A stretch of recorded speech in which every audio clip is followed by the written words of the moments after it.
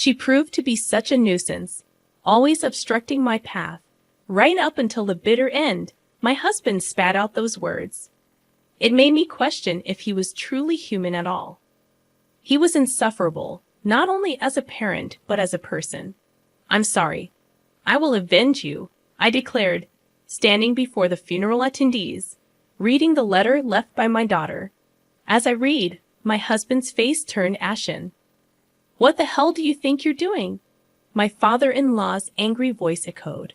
The revenge was about to commence. "My name is Elma, a 40-year-old housewife. I've been married to Carl for 15 years. We met in high school, becoming classmates in our sophomore year. We started talking after becoming desk mates and grew closer while working together on a school festival project. After the festival ended, he confessed, and we started dating. We continued dating through college. Carl moved out on his own, so I often visited his apartment. After graduation, we both started working and got busy, but we still made time for dates and meals out. Once we both started earning more, we enjoyed traveling during our holidays. I cherished those trips we took while dating. 3 years into our working lives, we decided to get married. We had saved enough for a wedding and had settled into our jobs, so it felt like the right time. Since we had dated since high school, we already knew each other's families, which made meeting the parents and house visits go smoothly. Many people attended our wedding, including our high school classmates, celebrating our union. Afterward, we started our married life, which was full of joy. Even though we'd been together for over 8 years since high school, we felt fresh and excited in our married life. It felt real when my last name changed to his. We were having a smooth marriage. 3 years later, our daughter Rosa was born. "Wow, she looks like an angel, so cute," Carl exclaimed, holding our newborn daughter. "I'll work my butt off to protect our family," he declared. "Thank you, be our rock," I replied. "You can count on me," he assured confidently. With a new member to protect, my husband seemed larger than life and very reliable. After giving birth, I worked part-time in his company. The first reason was to have more time with our child. Raising her was incredibly joyful. Every little milestone, like crawling or walking, was a moment of excitement, and I took countless photos and videos, like any proud parent.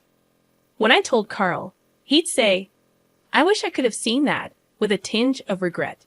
We spent blissful days playing with our daughter on his days off. As Rosa grew, she became conversational. We loved taking her to different places and letting her have various experiences. We were excited about thinking of her future dreams and the path she would take. But everything changed when Rosa was in the 3rd grade. I was working part-time when suddenly I got a call from the hospital. Rosa had collapsed during class. In a state of panic, I hurried to the hospital. My husband left work early to join me, and together, we listened to the doctor's solemn words. That's when the shocking truth hit us like a tidal wave. Our daughter had a rare disease. Depending on the treatment, she probably had about a year to live, the doctor explained. My mind went blank. My daughter was burdened with an incurable illness. All that awaited us was the use of medication to ease the symptoms, with no guarantee of halting the relentless progression of the disease. We were devastated, grappling with the harsh reality of why such a small child had to endure this cruel fate. As time passed, her condition worsened. 6 months later, walking became a challenge, and she could no longer attend school. Our days were consumed by hospital visits and lying in bed at home. Gradually, she became bedridden. I had to quit my part-time job to care for her full-time. It was a necessary sacrifice, as anything could happen while I was away. Supporting her became our top priority. Around this time, my husband's demeanor underwent a drastic change. He easily fell into bad moods, and the atmosphere at home grew tense. When I welcomed him home with dinner, he'd respond with irritation, questioning my choice of fish. His complaints about every little thing persisted. The house felt peaceful and calm when it was just my daughter and me, but anxiety crept in whenever he was around. His irritability escalated, and he started coming home late, citing overtime work. Strangely, I felt relief when he stayed out late. The mental exhaustion lifted. Yet I couldn't shake the loneliness. He had stopped caring about our daughter's well-being. When I implored him to talk to her more, he dismissed it, claiming fatigue and declaring that taking care of her during the day was enough. 2 years had passed since her diagnosis, and she continued to fight against her illness with unwavering spirit. Despite her strength, my husband refused to acknowledge her efforts. Instead, his overtime increased, and he started staying out overnight without a message to me. The days without him felt strangely comfortable, even when he was home. Our interactions were minimal, and he seemed to sense the tension, avoiding unnecessary conversations. Strangely, my daughter, in the midst of her struggle, noticed the growing distance between us. "Did you and Dad fall out?" she asked one day. "You hardly ever talk when you're together, right?" "Most of the time." I could hear voices, and it sounded like they were arguing. "I'm sorry. I didn't mean to worry you, but it's okay. We're not on bad terms, really." "Yes, true. Dad's just really busy with work, so when he's home, he's resting. That's why I don't talk to him much so he can get some rest." I reassured our daughter. "Oh, I see," she responded, a little relieved but still seeming sad that her dad wasn't talking to her much. "Did Dad start to dislike me after I got sick?" she asked with a hint of worry. "That's not true at all. A parent can't hate their child. Like I said, he's just busy with work. Don't worry. He doesn't hate you, okay?" I comforted her. After putting our daughter to bed and leaving her room, I sighed. Why am I causing her to worry like this? She's in a life or death situation, and I'm troubling her with this. Gathering my courage, I spoke to my husband when he came home. "Hey, Rosa is feeling lonely. She's wondering if you started to dislike her after she got sick," I admitted. My husband, who had been listening reluctantly, seemed surprised that our daughter would say such a thing and finally looked at me. "Yes, she did. So please, even if it's just a little, talk to her. She's lived past the life expectancy she was given, so it wouldn't be strange if we lost her anytime. Let's make sure neither of you has any regrets, okay?" I pleaded. "I got it," he said begrudgingly and in a low voice. The next day, being Sunday, I deliberately created time for just my husband and daughter to be together. I went out to the store for a couple of hours. When I returned home, I asked him, "Did you get to talk to Rosa?" He replied, "Yeah, we talked about various things." I was glad if it was for our daughter's sake, but then my husband started to get ready to go out. "Are you going somewhere?" I inquired. "Yeah, I'm going out to eat with a friend. Why don't we all have dinner together as a family?" I suggested. "I've been invited, so I can't say no. I've done my part by talking to Rosa. It's time for you to let me go." Saying that, he left the house, leaving me puzzled. What does he mean by "let me go"? I felt like nothing had been resolved. Maybe my husband was just going through the motions out of obligation. At that moment, I decided to stop expecting anything from him. It was enough if I cherished our daughter. That's what I thought. I focused more on making conversation with her. Then, one day, my husband came home in a bad mood. "Hey, get dinner ready quickly," he demanded. I had stopped trying to say anything to my husband, so I prepared dinner, put it in front of him, and was about to go to our daughter's room when he stopped me. "Hey, pack a week's worth of clothes in the duffel bag. I've got a business trip. Make sure you pack all the essentials, like the razor too." After saying that, he went to take a bath without even clearing his dishes. Why do I have to do this? But surely if the bag wasn't packed by the time he got out of the bath, he would get pretty mad. And if he raised his voice, it would worry our daughter. If she woke up, I sighed and went into his room to pack the clothes into the duffel bag. Well, it's a relief. He'll be gone on a business trip for a week. With him gone, I can relax. I packed the bag and left it in his room. The next morning, my husband left without thanking me or saying anything. That annoyed me, but I decided to let myself do as I pleased. First, I called my parents to come and see our daughter. If my husband is away for a week, my folks can stay over without any worry. They seemed torn, happy to see their granddaughter, but saddened to see her bedridden. They were all smiles in front of her. But once she fell asleep, their faces were filled with pain and loneliness. It really is unfair of God, they said. Why couldn't it be an old-timer like me instead of a good kid like Rosa? My parents stayed until the very last minute before my husband was due back. As time went on, Rosa's condition worsened, and she had to be hospitalized. I was gripped with fear that the inevitable might be near.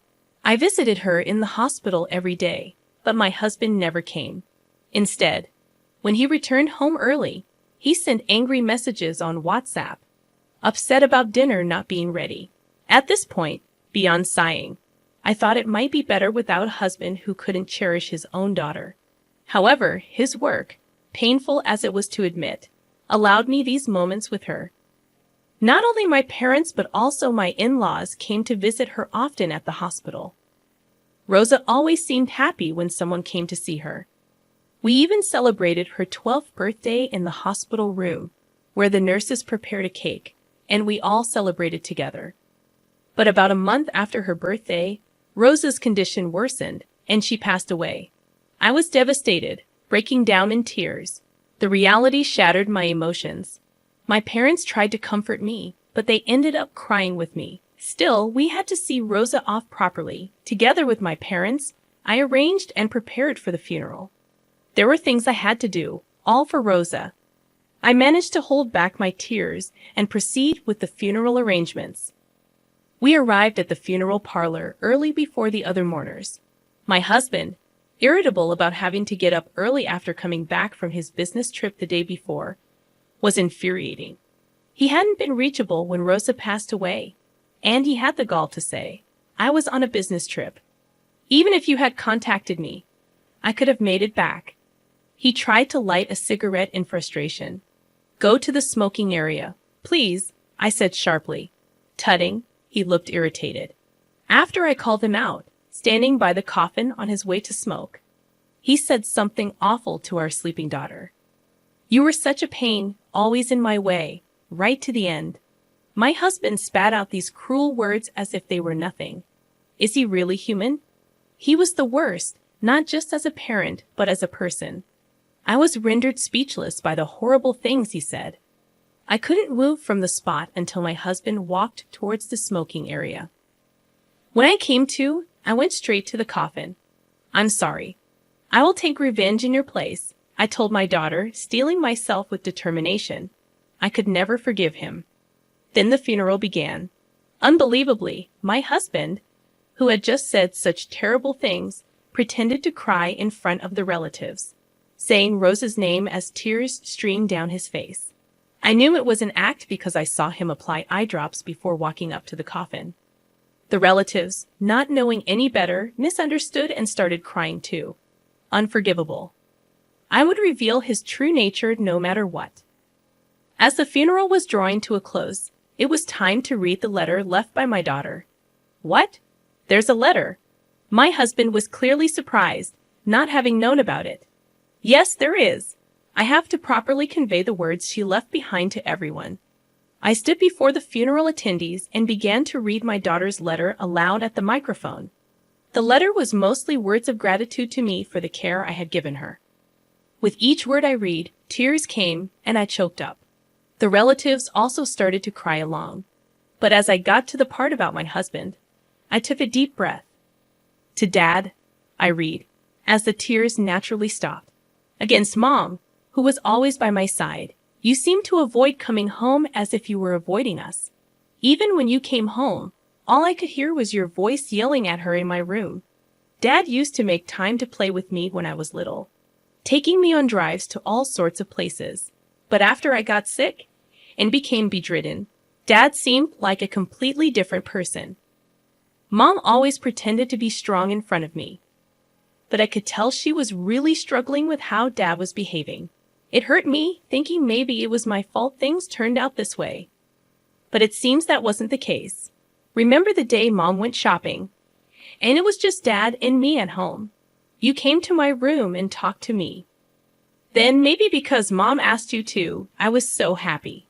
It felt like the old Dad had come back. But then, thinking I was asleep, you took a phone call. You were talking to a woman. I couldn't believe what I was hearing. I know everything. You were planning a week-long trip. Did you enjoy the Disney trip you went on behind our backs? And you told that woman on the phone that you loved her. As I read my daughter's letter aloud, the room buzzed with tension. My husband stood there, pale as a ghost. What the hell are you doing? My father-in-law's angry voice boomed. The revenge had begun. My husband just stood there, speechless, stuttering. Ah! My father-in-law grabbed him by the collar and yelled, "You fool!" before striking him across the face. My husband, staggering, denied the affair, saying, "It's not what it looks like. There must be some mistake." What's the mistake? Rosa would never lie, but I haven't had an affair. My husband stuck to his denials, holding the microphone. I've already caught you. Stop with the futile resistance. Yes, I had seen my daughter's letter beforehand and hired a private investigator. I had gathered plenty of evidence of my husband's affair. I showed the photo on my smartphone to everyone at the funeral. All the relatives attending glared at my husband. How could you go on an affair trip when your own child's life was hanging by a thread? You're finished as a human being. I didn't raise you to be such a terrible adult. Mom, Dad, you're no son of ours anymore. We disown you. My husband just collapsed on the spot, trying to escape the pain. I didn't want to face the reality that my daughter had become like that. What are you even saying? That's no excuse for having an affair. And if that were true, you would have spent more time with Rosa. Don't lie now when we've come so far. And I heard from your parents. You were asking them for money for Rosa's medical expenses because it was so costly. I never heard a word about it. That means you were using the money your parents sent for your own pleasure, right? You exploited your daughter's illness to collect money and have an affair, didn't you? Don't give me that. How dare you do such low things and then talk about suffering? Rosa was the one suffering the most, fighting desperately to survive her illness. To have a father like you, Rosa was the one to be pitied. You're not wanted at this funeral. Get out of here right now. I shouted at my husband with all my might. He fell on his butt, let out a small yelp, and then hurriedly ran away from the place. After that, I reset and continued with my daughter's funeral. When it was over, my in-laws apologized deeply and offered to help with the divorce and alimony in any way they could. I proceeded with the divorce and demanded alimony through a lawyer introduced by my father-in-law. But that wasn't enough for me. I took the house my husband had bought and also told everyone at his workplace about what he had done. My ex-husband, who had made it to the position of manager, quickly lost all credibility at the company. He was demoted and sent to work in a remote location. He asked his affair partner to come with him, but she promptly dumped him, saying she had no interest in a man without money. In the end, to his affair partner, my ex-husband was just a rich plaything. My ex-husband was abandoned by his parents and relatives, left to work alone in a distant place, living a lonely life in his house. It's all what he deserves, and honestly, I'd like to beat him up to my heart's content if I could. Meanwhile, I sold the house I got from my ex-husband and moved back to my parents' house. With the alimony from my ex-husband and his affair partner, I had a considerable amount of money. I didn't feel like working for a while after my daughter passed away, but gradually, I started to think more positively and began working part-time at a cafe near my parents' house. Mom's homemade cake. Rosa loved it so much. I remember my daughter saying that. Now, I bake sweets every day while working at the cafe and honing my pastry skills. I hope to one day serve my own creations on the menu, and just like how my daughter was happy eating my cake, I want to see someone else smiling while eating my cake. For my daughter's sake, I have to live my life to the fullest. With that thought, I put my all into working towards my dream. Today, thank you for watching the video all the way to the end. If you resonated with the content, please leave a positive rating and a comment.